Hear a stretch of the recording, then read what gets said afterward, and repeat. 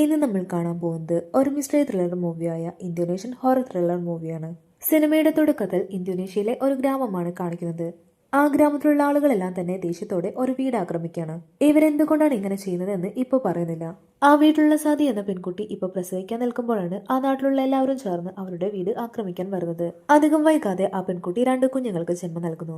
അതിലൊരു കുഞ്ഞിനെ സതി അപ്പോൾ തന്നെ ആമിന എന്ന് പറയുന്ന ഒരു യുവതിയുടെ കയ്യിലേൽപ്പിക്കുന്നു. അവർ ആ വീടിന്റെ പുറകുവശത്തു കൂടി കുഞ്ഞിനെയും കൊണ്ട് നാട്ടുകാർ കാണാതെ ഓടി രക്ഷപ്പെടുന്നു. ഇപ്പൊ ആ വീട്ടിൽ സതിയും കുഞ്ഞും അവളുടെ ഭർത്താവും മാത്രമാണ് ഉള്ളത്. തൊട്ടടുത്ത നിമിഷം തന്നെ നാട്ടുകാർ അവരുടെ വീട്ടിലേക്ക് കടന്നു വരികയും സതിയുടെ ഭർത്താവിനെ കൊലപ്പെടുത്തുകയും ചെയ്യുന്നു. സതിയുടെ അടുത്തേക്ക് വന്ന ഒരാളോട് സതി കാല് പിടിച്ചു പറഞ്ഞു, ഞങ്ങൾ എന്ത് തെറ്റാണ് നിങ്ങളോട് ചെയ്തത്? കുഞ്ഞിനെ ഓർത്തെങ്കിലും ഞങ്ങളെ വെറുതെ വിടണമെന്ന് സതി കരഞ്ഞു പറഞ്ഞെങ്കിലും അയാൾ ഒരു ചിരിയോടെ ആ വീടിന് മൊത്തം തീ വെക്കുന്നു. അതോടുകൂടി സതിയും ആ പിഞ്ചു കുഞ്ഞും ആ തീയിൽപ്പെട്ട് മരിക്കുന്നു. ഇതെല്ലാം കണ്ടുകൊണ്ട് ഒരു വയസ്സായ സ്ത്രീ അവിടെ നിൽക്കുന്നുണ്ടായിരുന്നു. ശേഷം കാണിക്കുന്നത് വർഷങ്ങൾക്ക് ശേഷം ഒരു ബോർഡിംഗ് സ്കൂളാണ്. അന്ന് രാത്രി തന്നെ ആമിന ആ കുഞ്ഞിനെയും കൊണ്ടുവന്നത് ഈ ഒരു ബോർഡിംഗ് സ്കൂളിലേക്കായിരുന്നു. ഇപ്പൊ ആ കുട്ടി വളർന്ന് വലുതായി. സാറ എന്നാണ് അവളുടെ പേര്. എല്ലാ വെക്കേഷനിലും ബാക്കിയുള്ളവർ അവരുടെ റിലേറ്റീവ്സിന്റെ എല്ലാം വീട്ടിലേക്ക് പോകുമ്പോഴൊക്കെ സാറ നോക്കി നിൽക്കാണ് പതിവ്. കാരണം സാറയ്ക്ക് പോകാൻ മറ്റൊരിടം ഉണ്ടായിരുന്നില്ല. അവളുടെ ബെസ്റ്റ് ഫ്രണ്ടായ അസീസ അവളെ തന്റെ വീട്ടിലേക്ക് ക്ഷണിച്ചെങ്കിലും സാറ പോകാൻ തയ്യാറായിരുന്നില്ല. ഒരു ദിവസം രാത്രി സാറ എന്തോ ശബ്ദം കേട്ട് എഴുന്നേറ്റ് നോക്കുമ്പോൾ അവളുടെ ഡോറിന്റെ അടുത്തായി ഒരു സ്ത്രീയും കുഞ്ഞും നിൽക്കുന്നതായി കാണുന്നു. സാറ ആരാ എന്താ എന്നൊക്കെ ചോദിച്ചുകൊണ്ട് ആ സ്ത്രീയുടെ അടുത്തേക്ക് വരുന്നുണ്ട്. അടുത്തെത്തി അവരുടെ മുഖം കണ്ട സാറ ആകെ ഭയന്ന് പോവാണ്. പെട്ടെന്ന് സാറ കട്ടിലിൽ നിന്നും ഞെട്ടി എഴുന്നേൽക്കുന്നു. ശബ്ദം കേട്ട് അടുത്തെത്തിയ മറ്റു കുട്ടികൾ നീ എന്തിനാ കരഞ്ഞതെന്ന് ചോദിക്കുമ്പോൾ താനൊരു പ്രേതത്തെ കണ്ടുവെന്ന് സാറ ഭയത്തോടെ പറയുന്നു. ഇത് കേട്ട് എല്ലാവരും അവളെ ചിരിച്ചുകൊണ്ട് കളിയാക്കുന്നു. പിറ്റേ ദിവസം കുട്ടികളെല്ലാവരും അവരുടെ വീട്ടിലേക്ക് വെക്കേഷന് വേണ്ടി പോവാണ്. അവരെല്ലാവരും പോയതോടെ സാറ അവിടെ ഒറ്റയ്ക്കായി. അവൾക്ക് കൂട്ടായി പ്രധാന അധ്യാപക അവിടെ ഉണ്ടായിരുന്നു. നിനക്ക് എന്താവശ്യമുണ്ടെങ്കിലും പറയാൻ മടിക്കണ്ട എന്ന് പറഞ്ഞ് പ്രധാന അധ്യാപക അവിടെ നിന്നും പോകുന്നു. അങ്ങനെ അന്ന് രാത്രി അവൾ നിസ്കരിച്ചുകൊണ്ടിരിക്കുമ്പോൾ അവളുടെ അടുത്തേക്ക് സതിയുടെ പ്രേതം വരുന്നു. ആ പ്രേതം അവളുടെ അമ്മയാണെന്നുള്ള കാര്യം അവൾക്കറിയില്ലായിരുന്നു. പ്രേതം വന്നിട്ട് അവളോട് പറയുന്നുണ്ട്, വേഗം വീട്ടിലേക്ക് പോ, അതും പേടിപ്പെടുത്തുന്ന രീതിയിൽ. സാറയാണെങ്കിൽ ആകെ പേടിച്ചു വരച്ചു നിൽക്കുകയാണ്. സാറയുടെ ശബ്ദം കേട്ട് പ്രധാന അധ്യാപക അവളുടെ റൂമിലേക്ക് വരുമ്പോൾ സാറയെ അവിടെയെങ്ങും കാണുന്നുണ്ടായിരുന്നില്ല. അവിടെ മൊത്തം അരിച്ചു പെറുക്കി നോക്കുമ്പോൾ സാറ അവിടുത്തെ തൂണിന് മുകളിലായി അള്ളി പിടിച്ചു നിൽക്കുന്നത് കാണുന്നു. അത് ശരിക്കും യഥാർത്ഥത്തിൽ സാറയായിരുന്നില്ല, അവളുടെ ദേഹത്ത് ആ പ്രേതം കയറിയതായിരുന്നു. എന്നെ വീട്ടിലേക്ക് പോകാൻ അനുവദിക്കൂ എന്ന് തന്നെയാണ് സാറ ഇപ്പോഴും പറഞ്ഞുകൊണ്ടിരിക്കുന്നത്. ഇത് കണ്ട് ടീച്ചർ വേഗം ഉസ്താദിനെ വിളിപ്പിക്കുന്നു. ആ ഉസ്താദ് വന്ന് സാറയുടെ ദേഹത്തുള്ള ബാധയെ ഒഴിപ്പിക്കാൻ നോക്കുന്നു. ആ സമയം ഉസ്താദും അധ്യാപകയും പണ്ട് നടന്ന സംഭവങ്ങളെല്ലാം തന്നെ അവളോട് പറയുന്നു. ആമിന എന്ന യുവതിയാണ് നിന്നെ ഇവിടേക്ക് കൊണ്ടുവന്നത്. ബാക്കിയുള്ള ഒരു കാര്യവും ഞങ്ങൾക്കറിയില്ല. അവരുടെ കയ്യിൽ ഒരു ചിത്രമുണ്ടായിരുന്നു, അതവർ സാറയ്ക്ക് കൊടുക്കുന്നു. അന്ന് നിനക്ക് 2 വയസ്സ് പ്രായം മാത്രമായിരുന്നു ഉണ്ടായിരുന്നത്. നിന്റെ പേരൻസിനെ കുറിച്ച് ഞങ്ങൾ ചോദിച്ചെങ്കിലും ആമിന ഒന്നും തന്നെ പറയാൻ കൂട്ടാക്കിയിരുന്നില്ല. സാറ തന്റെ അച്ഛനെയും അമ്മയെയും കുറിച്ച് അന്വേഷിക്കാൻ തന്റെ ഗ്രാമത്തിലേക്ക് പോകാൻ അവരോട് അനുവാദം ചോദിക്കുന്നു. അങ്ങനെ അവൾ ജനിച്ച ഗ്രാമത്തിലേക്ക് യാത്ര തിരിച്ചു. അവൾ ആ ഗ്രാമത്തിലേക്ക് വരുന്ന കാര്യമൊന്നും അസീസ അറിഞ്ഞിട്ടുണ്ടായിരുന്നില്ല. ഒരുപാട് യാത്രയ്ക്ക് ശേഷം സാറ അവളുടെ ഗ്രാമത്തിലെത്തി.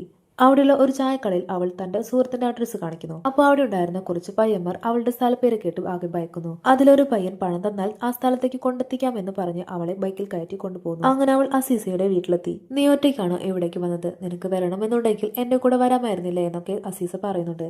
താൻ വന്നതിന്റെ ഉദ്ദേശം എന്താണെന്ന് സാറ ആദ്യം പറഞ്ഞില്ല. അസീസയ്ക്ക് അച്ഛൻ മാത്രമാണുള്ളത്. ഇവർ രണ്ടുപേരും സംസാരിക്കുന്നത് അയാൾ ഒളിഞ്ഞിരുന്ന് കേൾക്കുന്നുണ്ടായിരുന്നു. സാറയ്ക്കാണെങ്കിൽ നല്ലതുപോലെ വിശക്കുന്നുണ്ട്. അവിടെ ഒന്നും കഴിക്കാനില്ലാത്തത് കാരണം രണ്ടുപേരും കൂടെ അടുത്തുള്ള പട്ടണത്തിലേക്ക് പോയി ഭക്ഷണം വാങ്ങാൻ പോകുന്നു. അവർ ഭക്ഷണം വാങ്ങിക്കൊണ്ടിരിക്കുന്ന സമയത്ത് ഒരുത്തം വന്ന് അവരോട് പഞ്ചാര അടിക്കാൻ ശ്രമിക്കുന്നുണ്ട്. അത് കഴിഞ്ഞ് കുറച്ച് സമയം കഴിഞ്ഞപ്പോൾ പുതുതായി ഡോക്ടറായിട്ട് വന്ന ഒരാൾ അവിടേക്ക് വരുന്നു. അവന്റെ പേര് മജീദ് എന്നായിരുന്നു. മജീദ് ഇവർ രണ്ടുപേരെയും പരിചയപ്പെടുന്നു. എന്തെങ്കിലും അസുഖമുണ്ടെങ്കിൽ ക്ലിനിക്കിലേക്ക് വരാൻ മടിക്കണ്ട എന്ന് മജീദ് പറയുന്നുണ്ട്. ഇത് കേട്ടുകൊണ്ടിരിക്കുന്ന ആ പയ്യനാണെങ്കിൽ ഈ ക്ലിനിക്കിലേക്കൊക്കെ ആര് വരാനാ എന്ന മട്ടിൽ സംസാരിക്കുന്നു. കാരണം ഈ നാട്ടിലുള്ള ആരും തന്നെ പള്ളിയിൽ പോവുകയോ നിസ്കരിക്കുകയോ ബാങ്ക് വിളിക്കുകയോ ഒന്നും തന്നെ ചെയ്യാറില്ല. എല്ലാവരും തന്നെ മന്ത്രവാദത്തെ വിശ്വസിക്കുന്നവരാണ്. അങ്ങനെ അസീസ വീട്ടിലെത്തി അവർ വാങ്ങിച്ചു കൊണ്ടുവന്ന ഫുഡ് രണ്ടുപേരും ഇരുന്ന് കഴിച്ചുകൊണ്ടിരിക്കുകയാണ്. ആ സമയത്ത് സാറ ഇങ്ങോട്ട് വന്നതിന്റെ കാരണം അസീസയോട് പറയുന്നു. അവൾ പറയുന്ന കാര്യങ്ങളെല്ലാം തന്നെ അസീസയുടെ ഉപ്പയും കേൾക്കുന്നുണ്ടായിരുന്നു. അസീസ അകത്ത് പോയ സമയം ഉപ്പയ്ക്ക് ആമിന എന്ന് പറയുന്ന സ്ത്രീയെ അറിയോ എന്ന് ചോദിക്കുന്നുണ്ട്. ഈ നാട്ടിൽ അങ്ങനെ ഒരു പേരുള്ള ആരെങ്കിലും ഉണ്ടോ എന്ന് അസീസ ചോദിക്കുന്നു. ഇത് കേൾക്കുന്ന അയാളാണെങ്കിൽ വല്ലാതെ പരിഭ്രമിച്ചുകൊണ്ട് തനിക്കറിയില്ല എന്ന് പറഞ്ഞ് അസീസയോട് ദേഷ്യപ്പെടാണ്. തന്റെ കൂട്ടുകാരി ആമിന എന്ന് പറയുന്ന ഒരാളെ തെരഞ്ഞു വന്നിരിക്കുകയാണ്. അവരെ കണ്ടെത്തുന്നത് വരെ അവൾ ഇവിടെ താമസിക്കുമെന്ന് അസീസ പറയുമ്പോൾ അവളുടെ ഉപ്പ അതിനൊന്നും സമ്മതിക്കുന്നുണ്ടായിരുന്നില്ല. ഇപ്പൊ സാറയാണെങ്കിൽ അവളുടെ പെട്ടിയെല്ലാം എടുത്ത് അവിടെ നിന്നും ഇറങ്ങുകയാണ്. അവളുടെ കൂടെ ഇപ്പൊ അസീസയും ഉണ്ട്. ഇവരിപ്പോ പോകുന്നത് ആ നാട്ടിലെ ആരും പോകാത്ത പൊടി പിടിച്ച് കിടക്കുന്ന പള്ളിയിലേക്കാണ്. അങ്ങനെ നടന്ന് അവർ ആ പള്ളിയിലെത്തി. ഇത്രയും പുണ്യമായ സ്ഥലം പൊടി പിടിച്ച് കിടക്കുന്നത് കാണുമ്പോൾ തന്നെ മനസ്സിലാക്കാം ആ നാട്ടിലെ ആളുകളുടെ മനസ്സ് എത്രത്തോളമാണെന്ന്. അങ്ങനെ രണ്ടുപേരും ഒരു വിധത്തിൽ ആ പള്ളി വൃത്തിയാക്കിയെടുക്കുന്നു. അന്ന് വൈകിട്ട് അസീസയുടെ ഉപ്പ വന്ന് ദേഷ്യപ്പെട്ട് അസീസയെ കൂട്ടിക്കൊണ്ടുപോയി. അന്ന് രാത്രി ആ നാട്ടിലെ വായ്നോക്കികളായ രണ്ടുപേർ ഭക്ഷണം കഴിച്ചുകൊണ്ടിരിക്കുകയായിരുന്നു. അവിടേക്ക് സാറയുടെ അമ്മയുടെ പ്രേതം വന്ന് അവരെ നല്ല രീതിയിൽ ഭയപ്പെടുത്തുന്നുണ്ട്. അവർ പേടിച്ചോടി പോകുന്നത് അസീസയുടെ ഉപ്പയുടെ അടുത്തേക്കാണ്. അയാളോട് അവർ നടന്ന കാര്യങ്ങളെല്ലാം തന്നെ പറയുന്നു. ഇത് കേട്ടതോടുകൂടി അയാളൊന്നും ഭയക്കുന്നുണ്ട്. അതേസമയം സാറ എന്തോ ശബ്ദം കേട്ട് പള്ളിയിൽ നിന്നും പുറത്തേക്ക് ഇറങ്ങി നോക്കുന്നു. പേടിച്ചവൾ അവിടെ മൊത്തം നോക്കിയെങ്കിലും അവിടെ ഒന്നും തന്നെ കാണുന്നുണ്ടായിരുന്നില്ല. പെട്ടെന്ന് അവളുടെ പുറകിൽ നിന്നും ആരോ ആളെ വിളിക്കുന്നു. നോക്കുമ്പോൾ അത് അസീസയായിരുന്നു. അവളുടെ ഉപ്പയുടെ കണ്ണു വെടിച്ച് അവൾ സാറയുടെ അടുത്തേക്ക് വന്നിരിക്കുകയാണ്. അവൾ ഉറങ്ങുന്ന സമയം അവളുടെ അടുത്തേക്ക് പ്രേതം വളരെ വേഗത്തിൽ പാഞ്ഞെടുക്കുന്നു. അവൾ കണ്ണു തുറന്നു നോക്കുമ്പോൾ അത് അവളുടെ ഒരു തോന്നൽ മാത്രമായിരുന്നു. പേടിച്ചിരിക്കുന്ന അസീസയെ സാറ സമാധാനിപ്പിക്കുന്നു. പിറ്റേ ദിവസം മാർക്കറ്റിൽ പോയ സാറയും അസീസയും സാധനം വാങ്ങുന്നതിനോടൊപ്പം ആമിനെ ആർക്കെങ്കിലും അറിയുമെന്ന് കൂടെ തിരക്കുന്നുണ്ടായിരുന്നു. എന്നാൽ ആർക്കും തന്നെ ആമിനെ അറിയുന്നുണ്ടായിരുന്നില്ല. ആ സമയം ആ നാട്ടിലെ മന്ത്രവാദിനി ആ ചന്തയിലുണ്ടായിരുന്നു. അവരുടെ അടുത്തേക്ക് എത്തിയ ഒരു യുവതി അവർക്ക് ചെയ്തു കൊടുത്ത കൂടോത്രം ഫലിച്ചു എന്നൊക്കെ പറയുന്നുണ്ട്. പിന്നീട് കാണിക്കുന്നത് ബ്ലാക്ക് മാജിക് ചെയ്യുന്ന ആ മന്ത്രവാദിനിയാണ്. അവൾ ഒരു പ്ലേറ്റിൽ ഫുഡ് എടുത്ത് ഒരു ഡോറിന്റെ മുന്നിൽ വെക്കുമ്പോൾ ഒരു കായ് വന്ന് അതെടുത്ത് കൊണ്ടുപോകുന്നു. ആ റൂമിൽ ആരെയോ തടങ്കലിൽ വെച്ചിട്ടുണ്ടെന്ന് മനസ്സിലാക്കാം. അവിടേക്ക് ഹസൻ വന്ന് സീതയുടെ പ്രേതത്തെ രണ്ടുപേർ കണ്ടു എന്ന കാര്യം പറയുന്നു. ആ സമയം സാറയും അസീസയും മാർക്കറ്റിൽ പോയി വരുന്ന വഴിക്ക് അവിടേക്ക് ഡോക്ടർ മജീദ് വരുന്നുണ്ട്. അസീസ മജീദിനോട് ആമിനയെ പറ്റി തിരക്കുന്നു. എന്നാൽ മജീദിന് ആമിനെ കുറിച്ച് അറിയില്ലായിരുന്നു. ക്ലിനിക്കിലെ രജിസ്റ്റർ എടുത്താൽ ചിലപ്പോൾ അറിയാൻ സാധിക്കുമെന്ന് മജീദ് പറയുന്നു. കിട്ടിയാൽ അറിയിക്കാമെന്ന് പറഞ്ഞ് മജീദ് അവിടെ നിന്നും പോകുന്നു. അങ്ങനെ അന്ന് ഉച്ചയ്ക്ക് ശേഷം സാറയും അസീസയും മജീദിന്റെ ക്ലിനിക്കിലെത്തി. എന്നാൽ അവർ ചെന്നപ്പോൾ ആ ഒരു മന്ത്രവാദിയോട് സംസാരിച്ച യുവതിയാണെങ്കിൽ മജീദിന്റെ റൂമിൽ നിന്നും ഇറങ്ങി വരുന്നതാണ് അവർ കാണുന്നത്. ആ യുവതിക്കാണെങ്കിൽ മജീദിന്റെ മേലൊരു കണ്ണുണ്ടായിരുന്നു. എന്നാൽ മജീദിനാണെങ്കിൽ അവർ ഒരു പേഷ്യന്റ് മാത്രമായിരുന്നു. ആമിന എന്ന പേരുള്ള യുവതിയുടെ ഡീറ്റെയിൽസ് ഒന്നും തന്നെ കണ്ടെത്താൻ കഴിഞ്ഞില്ല എന്ന് മജീദ് പറയുന്ന സമയത്താണ് അവിടേക്ക് അസൻ വരുന്നത്. അസൻ വേഗം തന്നെ അസീസയെ ബലമായി പിടിച്ചുകൊണ്ടു പോകുന്നു. സാറ അവിടെ നിന്ന് ഒറ്റയ്ക്ക് പോകാമെന്ന് പറഞ്ഞപ്പോൾ മജീദ് താൻ കൊണ്ടുവിടാമെന്ന് പറയുന്നു. മജീദ് സാറയുമായി ആ പള്ളിയിലേക്ക് പോകുന്നു. ആ പള്ളിയുടെ കോലം കണ്ടപ്പോൾ തന്നെ മജീദ് സാറയോട് പറഞ്ഞു, നീ എങ്ങനെയാണ് ഇവിടെ താമസിക്കുന്നത്? ഇവിടെ മൊത്തം ഒന്ന് വൃത്തിയാക്കേണ്ടതുണ്ട് എന്നൊക്കെ പറഞ്ഞുകൊണ്ട് അവിടെ കേടായി കിടന്നിരുന്ന ഇൻവെർട്ടറും മറ്റുമൊക്കെ മജീദ് ശരിയാക്കി. അതേസമയം അസീസ് അവളുടെ ഉപ്പയോട് ദേഷ്യപ്പെട്ടുകൊണ്ടിരിക്കുകയാണ്.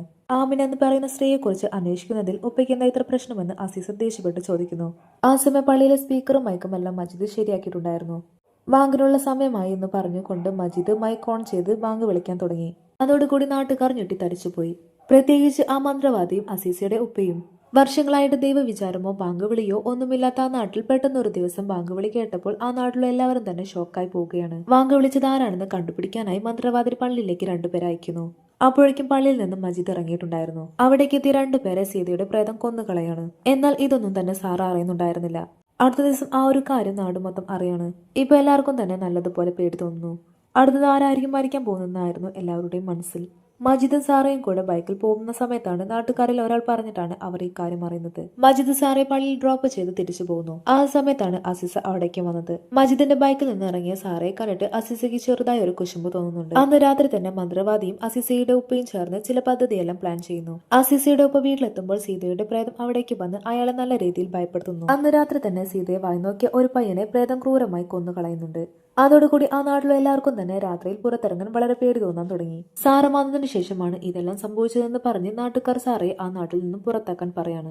അന്ന് രാത്രി നാട്ടുകാർ എല്ലാവരും ചേർന്ന് സാറയെ പുറത്താക്കാൻ പള്ളിയിലേക്ക് വരുന്നു. ആ ഒരു അവസരം മുതലെടുത്ത് ആമിന മന്ത്രവാദിയുടെ തടവിൽ നിന്നും രക്ഷപ്പെട്ടു പോവാണ്. ഇതറിഞ്ഞ മന്ത്രവാദി അസനോടും ആമിനെ എത്രയും പെട്ടെന്ന് കണ്ടുപിടിക്കാൻ പറയുന്നു. പള്ളിയിൽ പേടിച്ചിരിക്കുന്ന സാറയുടെ അടുത്തേക്ക് ആമിന വരുന്നു. വരുന്ന വഴിക്ക് ആമിനെ അസൻ കാണുകയും തിരിച്ചു കൊണ്ടുപോകാൻ നോക്കുന്ന സമയത്ത് സീതയുടെ പ്രേതം അവിടേക്ക് വരുന്നു. അസനെ അവിടെ വെച്ച് തന്നെ പ്രേതം നിഷ്ക്രൂരമായി കൊന്നുകളയാണ്. അടുത്ത ദിവസം അയാളുടെ ശവടക്കിന് വന്ന നാട്ടുകാർ അയാളുടെ മുഖം കണ്ട് പേടിച്ചു വിറയ്ക്കുന്നു. അസീസയെ ആശ്വസിപ്പിക്കാനെത്തിയ സാറയെ അസീസ നീ ആ പ്രേതത്തിന്റെ കുട്ടിയാണെന്ന് പറഞ്ഞ് അവളെ വെറുപ്പോട് കൂടി നോക്കുന്നു. അങ്ങനെ അന്ന് രാത്രി സാറയുടെ അടുത്തേക്ക് ആമിന വന്ന് പണ്ടത്തെ കഥകളെല്ലാം തന്നെ പറഞ്ഞു കൊടുക്കുന്നു. സാറയുടെ അമ്മയെ കാണാൻ നല്ല ഭംഗിയുണ്ടായിരുന്നു. അവളുടെ ഭംഗിയിൽ ആകൃഷ്ടരായിട്ടുള്ള ഒരുപാട് ചെറുപ്പക്കാർ ഈ നാട്ടിലുണ്ടായിരുന്നു. അതിലൊരുത്തനായിരുന്നു അസീസയുടെ ഉപ്പ. അയാൾക്ക് അവളെ കിട്ടാത്തതിന്റെ ദേഷ്യത്തിൽ അവളുടെ ഭർത്താവിനെ കൊല്ലാൻ അയാൾ കൂട്ടുനിൽക്കുകയും അവരുടെ വീടിന് തീ വെക്കുകയും ചെയ്യാണ്. ആ ഒരു തീയിൽപ്പെട്ട് സാറയുടെ അമ്മയും കുഞ്ഞും മരിക്കുന്നു. ആ അമ്മയുടെയും കുഞ്ഞിന്റെയും പകയാണ് നമ്മളിപ്പോൾ കണ്ടുകൊണ്ടിരിക്കുന്നത്. അങ്ങനെ അവർ സംസാരിച്ചു കൊണ്ടിരിക്കുന്ന സമയത്താണ് ആ മന്ത്രവാദി അവിടേക്ക് വരുന്നത്. ആ ഒരു ആക്രമിക്കാൻ വരുന്ന സമയത്ത് സാറയുടെ അമ്മ വന്ന് അവരെ ക്രൂരമായി കൊന്നുകളയുന്നു. അങ്ങനെയെല്ലാം കലങ്ങി തെളിഞ്ഞ ശേഷം സാറയെ മജീദ് തിരിച്ച് ബോർഡിംഗ് സ്കൂളിലേക്ക് കൊണ്ടുവിടാണ്. അവർ പോകുന്നത് ദൂരെ നിന്നും ആ മന്ത്രവാദിയുടെ ഡ്രസ്സ് ഇട്ട് ഒരു പെൺകുട്ടി നോക്കി നിൽക്കുന്നുണ്ട്. അത് വേറെ ആരുമായിരുന്നില്ല, അസീസയായിരുന്നു. തന്റെ അച്ഛനെ കൊന്ന പക വീട്ടാൻ അവൾ ഒരു മന്ത്രവാദിയായി മാറിയത് കാണിച്ചുകൊണ്ടാണ് ഈ ഒരു മൂവി അവസാനിക്കുന്നത്. ഈ ഒരു മൂവി ഇഷ്ടമായാൽ ലൈക്ക് ചെയ്യാനും ചാനൽ സബ്സ്ക്രൈബ് ചെയ്യാനും മറക്കല്ലേ.